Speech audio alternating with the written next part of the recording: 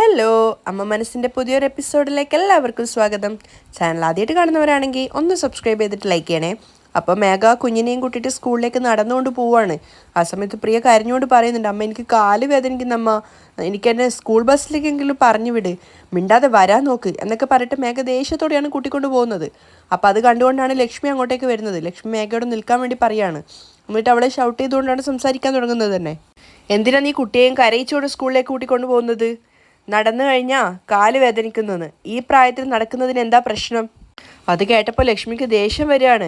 ഇങ്ങോട്ട് നോക്ക്, നിന്നെയും ഞങ്ങൾ കോൺവെൻറ്റിൽ തന്നെയാണ് പഠിപ്പിച്ചത്. ഏതെങ്കിലും ഒരു ദിവസം നിന്നെ ഞങ്ങൾ ഇതുപോലെ കഷ്ടപ്പെടുത്തിയിട്ടുണ്ടോ?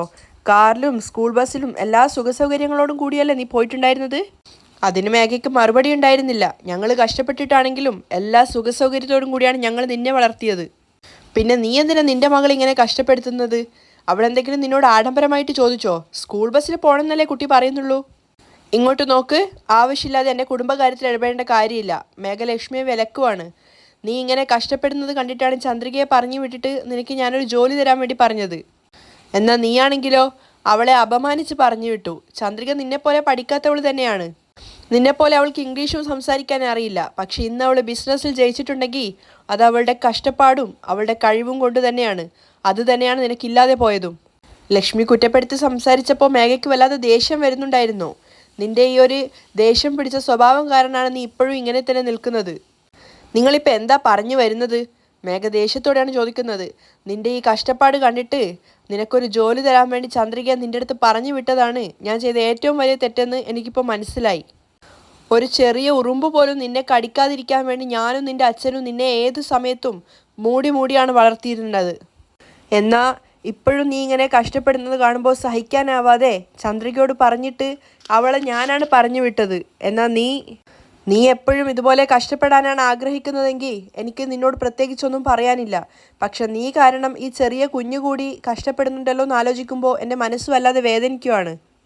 തിരിച്ചെന്തെങ്കിലും പറയണല്ലോ എന്ന് കരുതിയിട്ട് മേഘ പറയാണ്, നിങ്ങളുടെ ആ വേദന കൊണ്ടുപോയിട്ട് കുപ്പയിലെറി. എന്നിട്ട് പ്രിയയുടെ കൈ പിടിച്ച് വലിക്കുകയാണ്. നീ വാ പ്രിയ എന്ന് പറഞ്ഞിട്ട് വലിച്ചു കൂട്ടിക്കൊണ്ട് പോകുന്നുണ്ട്. അപ്പോൾ പ്രിയ കരഞ്ഞുകൊണ്ട് പറയുന്നുണ്ട്, അമ്മ വീടമ്മ, ഞാൻ ചന്ദ്രിക ആൻറ്റിയുടെ കൂടെ വന്നോളാം അമ്മ, പ്ലീസ് അമ്മ എന്നൊക്കെ പറയുന്നുണ്ട്. പക്ഷെ അതൊന്നും കേൾക്കാതെ പ്രിയയെ വഴക്ക് പറഞ്ഞുകൊണ്ടാണ് മേഘ കൂട്ടിക്കൊണ്ട് പോകുന്നത്. മേഘ പോയപ്പോൾ ലക്ഷ്മി സ്വയം ഇങ്ങനെ കുറ്റപ്പെടുത്തുകയാണ്. ഛേ, ഇവളൊന്നും ഒരു കാലത്തും തിരുത്തുകയില്ല, മാറുകയില്ല. ഇവള് പാവാണല്ലോ എന്ന് കരുതിയിട്ട് ചന്ദ്രികയെ പറഞ്ഞയച്ച എന്നെയാണ് ആദ്യം അടിക്കേണ്ടത്. എനിക്കിതും കിട്ടണം, ഇതിൻ്റെ അപ്പുറവും കിട്ടണം.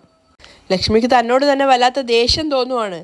അതേസമയം സിദ്ധാർത്ഥ് പുറത്ത് എവിടെയാണ് ഉണ്ടായിരുന്നത്. അവനവൻ്റെ കാറിലേക്ക് കയറാൻ വരുന്ന സമയത്ത് കുറച്ച് അടുത്തായിട്ട് തന്നെയുള്ളൊരു കടയിൽ നിന്ന് ചായ കുടിക്കുകയാണ് മഹേഷ്. അവനാണ് ആദ്യം സിദ്ധാർത്ഥിനെ കാണുന്നത്. അപ്പോൾ സിദ്ധാർത്ഥിനെ പേരെടുത്ത് വിളിക്കുകയാണ്, സിദ്ധു സർ. അപ്പോൾ സിദ്ധു ശബ്ദം കേട്ട ഭാഗത്തേക്ക് നോക്കുന്നുണ്ട്. മഹേഷിനെ കണ്ടപ്പോൾ അവൻ ആദ്യം എന്ത് ചെയ്യേണ്ടതെന്ന് അറിയാതെ നിൽക്കുകയാണ്. കാരണം ചന്ദ്രികയോട് പറഞ്ഞിട്ടുണ്ടായിരുന്നല്ലോ മഹേഷിനോട് ഇനി സംസാരിക്കില്ല എന്ന്. പക്ഷേ ചന്ദ്രിക കൂടെ ഇല്ലാത്തത് കൊണ്ട് തന്നെ പിന്നെ സിദ്ധു സംസാരിക്കുകയാണ്. ആ മഹേഷ്. അപ്പോൾ സിദ്ധാർത്ഥിൻ്റെ അടുത്തേക്ക് സന്തോഷത്തോടെ വരികയാണ് മഹേഷ്. എന്താ മഹേഷ് ഇവിടെ? സർ ചായ കുടിക്കുന്നോ? ഇല്ല മഹേഷ്, സമയം ഒരുപാടായി, എനിക്ക് പെട്ടെന്ന് പോകേണ്ടതുണ്ട്.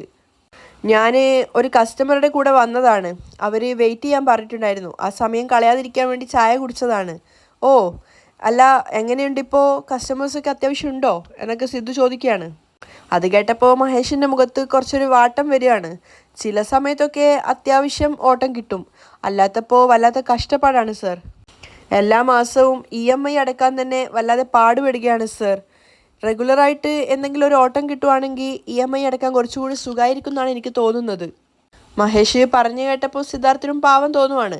പെട്ടെന്ന് മഹേഷ് പറയുന്നുണ്ട്, സർ നിങ്ങളെക്കൊണ്ട് പറ്റുവാണെങ്കിൽ എന്തെങ്കിലും സഹായം ചെയ്തു തരണം സർ. നിങ്ങൾക്ക് അറിയാൻ പറ്റുന്ന ഏതെങ്കിലും വലിയ വലിയ ഓഫീസുകളിലൊക്കെ ഏതെങ്കിലും ഒരു റെഗുലറായിട്ടൊരു ഓട്ടം കിട്ടുകയാണെങ്കിൽ എനിക്ക് കൃത്യമായിട്ടൊരു എമൗണ്ട് കിട്ടുമായിരുന്നു സർ. അങ്ങനെ ഒരു ഓട്ടം കിട്ടുകയാണെങ്കിൽ കൃത്യമായിട്ട് മാസത്തിൽ ഒരു എമൗണ്ട് കിട്ടും. അങ്ങനെയാകുമ്പോൾ EMIയും എനിക്ക് സുഖമായിട്ട് അടക്കാൻ പറ്റും. അതൊരു ന്യായമായ ആവശ്യമാണെന്ന് സിദ്ധാർത്ഥിന് തോന്നുന്നത് കൊണ്ട് തന്നെ അവൻ പറയുന്നുണ്ട്, ശരി മഹേഷ്, എനിക്കറിയാവുന്ന ഒരു 4-5 കോർപ്പറേഷൻ കമ്പനികളുണ്ട്. ഞാൻ വേണമെങ്കിൽ അവരുമായിട്ടൊന്ന് സംസാരിച്ച് നോക്കാം. ശരി സർ, ഒരുപാട് നന്ദിയുണ്ട് സർ. സർ ഇനി വേറൊരു റിക്വസ്റ്റ് കൂടിയുണ്ട് സർ. എന്താ പറ? അത് പിന്നെ മലരിനെയും പ്രിയയും ഡെയിലി ഞാൻ സ്കൂളിലേക്ക് ഡ്രോപ്പ് ചെയ്തോട്ടെ സർ. ആ ഒരു കാര്യം കേട്ടപ്പോൾ സിദ്ധാർത്ഥ് ഇങ്ങനെ ആലോചിച്ച് നിൽക്കുകയാണ്. അപ്പോൾ മഹേഷ് വീണ്ടും പറയുകയാണ് സിദ്ധാർത്ഥിൻ്റെ മനസ്സ് മാറാൻ വേണ്ടിയിട്ട്, സർ ചന്ദ്രിക ദിവസവും മലറിനെ സ്കൂട്ടറിലാണല്ലോ സ്കൂളിലേക്ക് കൂട്ടാനും കൊണ്ടുവരാനും പോകുന്നത്. ടൂ വീലറിൽ ഇങ്ങനെ ദിവസവും പോകുന്നത് അത്ര സേഫ് അല്ല സർ. ഞാൻ ദിവസവും പോയിട്ട് അവരെ രണ്ടുപേരെയും കൂട്ടിക്കൊണ്ട് വരാം സർ. അതുമാത്രമല്ല, പ്രിയയും ദിവസം സ്കൂളിൽ നടന്നിട്ടാണല്ലോ പോകുന്നത്. അങ്ങനെയാണെങ്കിൽ അവർ രണ്ടുപേരെയും ദിവസം സ്കൂളിൽ കൊണ്ടുവിടുകയാണെങ്കിൽ അവർക്കും അതൊരു സേഫായ യാത്രയായിരിക്കും, എനിക്കും അതൊരു വരുമാനമായിരിക്കും.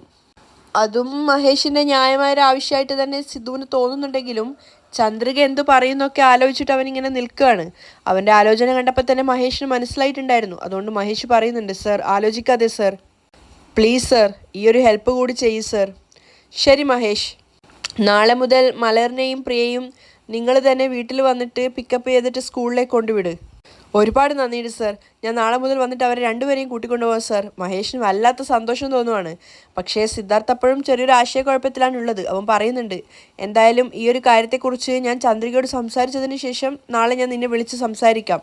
ശരി സർ. ചന്ദ്രിക എന്നോടുള്ള ദേഷ്യം കാരണം ഒരുപക്ഷെ വേണ്ടാന്നായിരിക്കും പറയുക. പക്ഷെ എങ്ങനെയെങ്കിലും അവളോട് സംസാരിച്ച് സമ്മതം വാങ്ങിക്കണം സർ. ഒരുപാട് സഹായമാവും എനിക്ക്. ശരി മഹേഷ്, എന്തായാലും ഞാൻ ചന്ദ്രികയോട് സംസാരിച്ചതിന് ശേഷം പറയാം.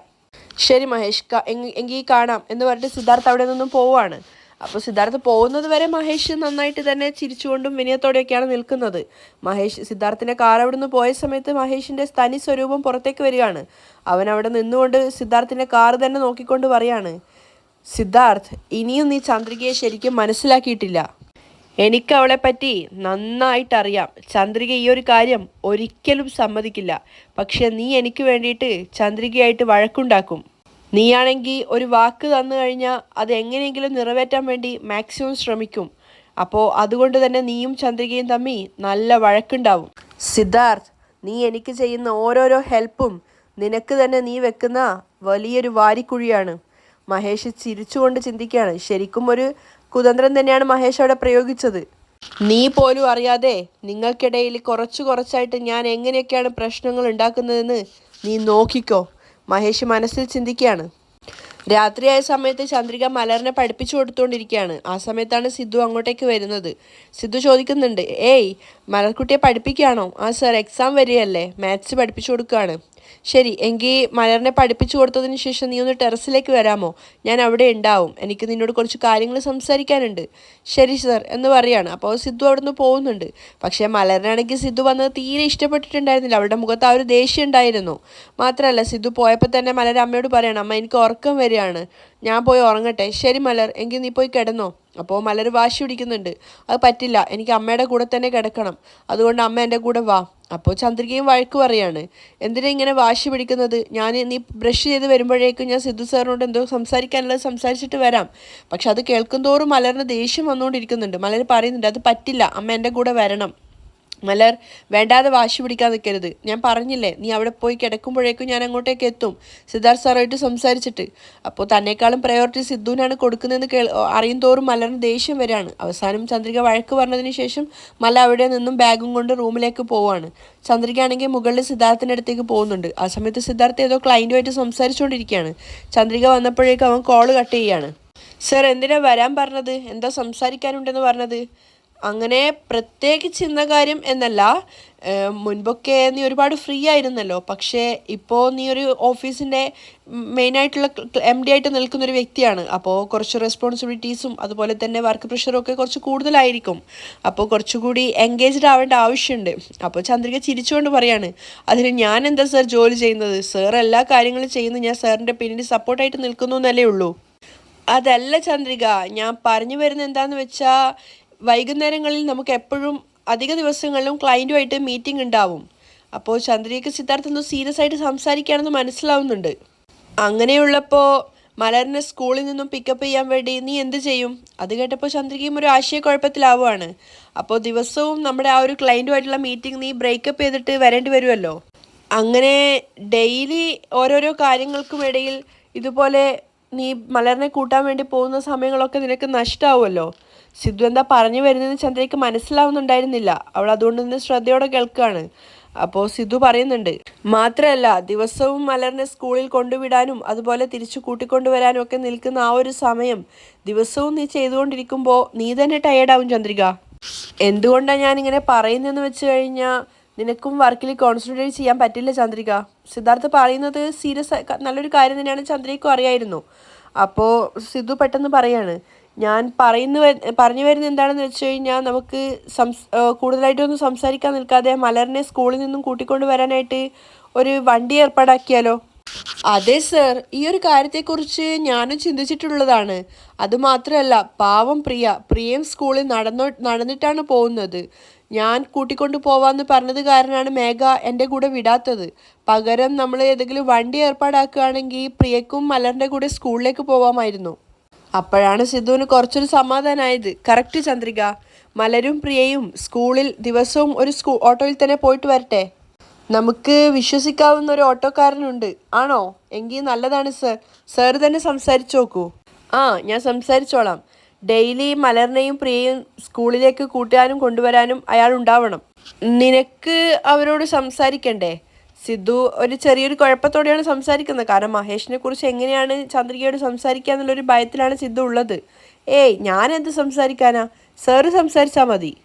എന്നിട്ടും മഹേഷാണ് ഡ്രൈവർ എന്ന് പറയാൻ സിദ്ധാർത്ഥിന് സാധിക്കുന്നുണ്ടായിരുന്നില്ല. അവൻ വീണ്ടും പറയാണ്, ചന്ദ്രിക, നീ സമ്മതിക്കുന്നുള്ള ആ ഒരു ഉറപ്പ് കൊണ്ടാണ് ഞാൻ ഡ്രൈവർക്ക് വാക്ക് കൊടുത്തിട്ട് വന്നത്. നാളെ മുതൽ പ്രിയയെയും മലറിനെയും ആ ഡ്രൈവർ തന്നെ സ്കൂളിലേക്ക് ഡ്രോപ്പ് ചെയ്യട്ടെ, അല്ലേ? അതിനെന്താ, അയാളോട് വരാൻ പറഞ്ഞോളൂ സർ. ചന്ദ്രിക അപ്പോഴും കൂളായിട്ട് തന്നെയാണ് സംസാരിക്കുന്നത്. അപ്പോൾ സിദ്ധു വീണ്ടും തലചൊറിഞ്ഞുകൊണ്ട് ചോദിക്കുകയാണ്, ആ ഡ്രൈവർ ആരാണെന്ന് ചോദിക്കുന്നില്ലേ? ആരാണ് സർ? മഹേഷാണ്. എന്താ സർ, നിങ്ങൾക്ക് അയാളല്ലാതെ വേറൊരു ഓട്ടോക്കാരനെയും കിട്ടിയില്ലേ? ചന്ദ്രികയ്ക്ക് ദേഷ്യം തോന്നുവാണ്. എന്തിനാ സർ അയാളോട് വരാൻ പറഞ്ഞത്? അല്ല ചന്ദ്രിക, നമുക്ക് വിശ്വസിക്കാവുന്ന ഒരാൾ വേണ്ടേ? മഹേഷ് വിശ്വസിക്കാൻ പറ്റുന്ന ഒരാളായിട്ടാണ് എനിക്ക് തോന്നിയത്. നമുക്കൊരു പരിചയമില്ലാത്ത ഒരാളുടെ കൂടെ കുട്ടികളെ അയക്കുന്നതിനേക്കാളും എത്രയോ ഭേദം നമുക്ക് മഹേഷിൻ്റെ കൂടെ അയക്കുന്നതല്ലേ. മഹേഷ് ആവുമ്പോൾ നമുക്ക് പരിചയമുള്ള ഒരാളല്ലേ. എന്തൊക്കെയായിട്ടും ചന്ദ്രികയെ കൺവിൻസ് ചെയ്യാൻ വേണ്ടിയിട്ട് സിദ്ധുവിന് സാധിക്കുന്നില്ല. ഇല്ല സർ, ഈ ഒരു കാര്യത്തിൽ ഞാൻ സാറിൻ്റെ കൂടെ സഹകരിക്കുകയില്ല. മഹേഷ് ഒരിക്കലും നമുക്ക് വിശ്വസിക്കാൻ പറ്റുന്ന ഒരാളല്ല. എന്നെയും എൻ്റെ മോളെയും തമ്മിൽ വേർപിരിക്കാൻ വേണ്ടി അയാൾ എന്തെങ്കിലും കാര്യങ്ങൾ ശ്രമിക്കും. ഇല്ല ചന്ദ്രിക, അയാൾ അങ്ങനെയൊന്നും ചെയ്യില്ല. ഒരാൾ അയാളുടെ ബാഡ് സ്വഭാവം മാറ്റി നന്നായിട്ട് ജീവിക്കാൻ ശ്രമിക്കുന്ന സമയത്ത് നമ്മളെ കൊണ്ടാവുന്ന സഹായം അവർക്ക് ചെയ്യുന്നതിൽ ഒരു തെറ്റുമില്ല. അങ്ങനെ സഹായിച്ചെങ്കിൽ മാത്രമേ അവർ വീണ്ടും ജീവിതത്തിൽ തെറ്റുകൾ ചെയ്യാതിരിക്കുള്ളൂ.